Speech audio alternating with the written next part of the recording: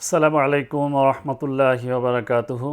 কাছের ও দূরের শ্রোতা ও দর্শক মণ্ডলী, সবাইকে পেন ভিশন ইসলামিকের আলোর পথ অনুষ্ঠানে স্বাগত জানাচ্ছি। আমরা আজকে কথা বলবো শাফাআত নিয়ে। শাফাআত এটা আমাদের সমাজে, মুসলিম সমাজে বহুল পরিচিত একটি শব্দ।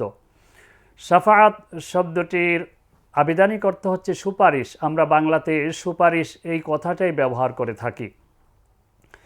রাসূল সাল্লাল্লাহু আলাইহি ওয়াসাল্লাম আমাদের জন্য পরকালে শাফাআত করবেন, সুপারিশ করবেন কোরআন সুন্নাহর মাধ্যমে, এই বিষয়টা আমরা জেনেছি। আবার একজন ব্যক্তি আরেকজন ব্যক্তির জন্য সুপারিশ করা, শাফাআত করা, এই বিষয়টা আমাদের সমাজে প্রচলিত আছে। আজকে আমরা শাফাআতের যে দুটি দিক আছে, একটা হচ্ছে সাধারণ কোনো সুপারিশ, যেমন কোনো ব্যক্তি বিপদে যদি পড়ে তাহলে বিপদ থেকে তাকে বাঁচানোর জন্য সুপারিশ করা, এটা শাফাআত, আরবিতে এটাকে শাফাআত বলে। আবার কোনো ব্যক্তির ভালো কিছু প্রয়োজন, তার কোনো কল্যাণ প্রয়োজন, এটার জন্য অন্য কেউ যদি সুপারিশ করে এটাকেও শাফাআত বলে। দুনিয়াবি ক্ষেত্রে এই ধরনের বিষয় প্রযোজ্য, কিন্তু পরকালের ব্যাপারে শাফাআত এটা অত্যন্ত স্পর্শকাতর একটা বিষয়, যেটা নাকি সবার জন্য প্রযোজ্য নয়। আল্লাহ সুবহানাহু ওয়া তাআলা পবিত্র কোরআনের সূরা আল বাকারার 255 নম্বর আয়াতে বলেছেন, মান যাল্লাযী ইয়াশফাউ ইনদাহু ইল্লা বিইজনি। এমন কোন ব্যক্তি আছে যে তার সামনে সুপারিশ করতে পারে, শাফাআত করতে পারে আল্লাহ তাআলার অনুমতি ব্যতীত। আল্লাহ সুবহানাহু ওয়া তাআলা এই আয়াতের মাধ্যমে বান্দাকে এটা জানিয়ে দিতে চান যে হাসরের ময়দানটা এত ভয়াবহ হবে যে সেখানে অন্য কোনো বান্দা কারোর জন্য সুপারিশ করতে পারবে না, শাফাআত করতে পারবে না। আল্লাহ তাআলা একমাত্র যাকে অনুমতি দেন। আমরা হাদিসের মাধ্যমে জেনেছি যে হাসরের ময়দানের যে ভয়াবহ অবস্থা হবে, সেখানে মানুষ পাগল পারা হয়ে ছুটাছুটি করবে। লোকজন দল বেঁধে হজরত আদম আলাইহিসসালামের কাছে যাবে, হজরত নূহ আলাইহিসসালামের কাছে যাবে, হজরত ইব্রাহিম আলাইহিসসালামের কাছে যাবে। এভাবে পয়গম্বরদের কাছে গিয়ে তাদেরকে বলবে যে আমাদের জন্য আল্লাহর দরবারে আপনি শাফাআত করুন। কিন্তু প্রত্যেকেই অপারগতা প্রকাশ করবেন। আমাদের নবী মুহাম্মদুর রাসূলুল্লাহ সাল্লাল্লাহু আলাইহি ওয়াসাল্লাম তিনি আল্লাহর দরবারে শাফাআত করবেন উম্মার জন্য। সেখানে মুহাম্মদ সাল্লাল্লাহু আলাইহি সাল্লামের যে শাফাআত, এ বিষয়ে হাদিস শরীফে স্পষ্ট বর্ণনা এসেছে। এমনকি উম্মতে মুহাম্মদের মধ্যে যারা নাকি ঈমানদার ব্যক্তি, যারা নাকি নেককার, তাদের জন্য রাসূল সাল্লাল্লাহু আলাইহি ওয়াসাল্লাম শাফাআত করবেন। হাদিস শরীফে এসেছে, রাসূল আকরাম সাল্লাল্লাহু আলাইহি ওয়াসাল্লাম বলেছেন, শাফাআতি লি আহলিল কাবায়ের মিন উম্মতি।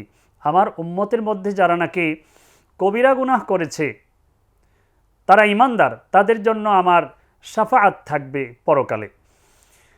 প্রাণপ্রিয় দর্শক মণ্ডলী, আমরা যারা নাকি ইসলামে বিশ্বাসী, যারা নাকি রাসূল সাল্লাল্লাহু আলাইহি ওয়াসাল্লামের উম্মত হিসাবে দাবি করি, তাদের উচিত গুনাহ থেকে বেঁচে থাকা। এরপরেও আশার এই বাণীটুকু আমাদের জন্য সামনে আছে যে আল্লাহ রাসূল সাল্লাল্লাহু আলাইহি ওয়াসাল্লাম আমাদের জন্য হাসরের দিন শাফাআত করবেন।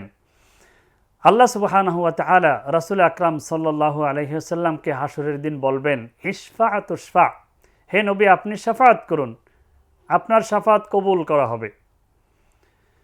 আমরা হাদিস শরীফে এই বিষয়টাও জেনেছি যে কোনো হাফেজে কোরআন, যে নাকি কোরআন হেফজ করেছে, সে যদি কোরআনের হক আদায় করে তাহলে সে তার আপনজনদের মধ্য থেকে বহু সংখ্যক লোককে, কোনো কোনো হাদিসে এসেছে যে 70 জন লোককে সে শাফাআত করতে পারবে। যদিও এ বিষয়ে অনেক আলেম ভিন্ন মত পোষণ করেছেন।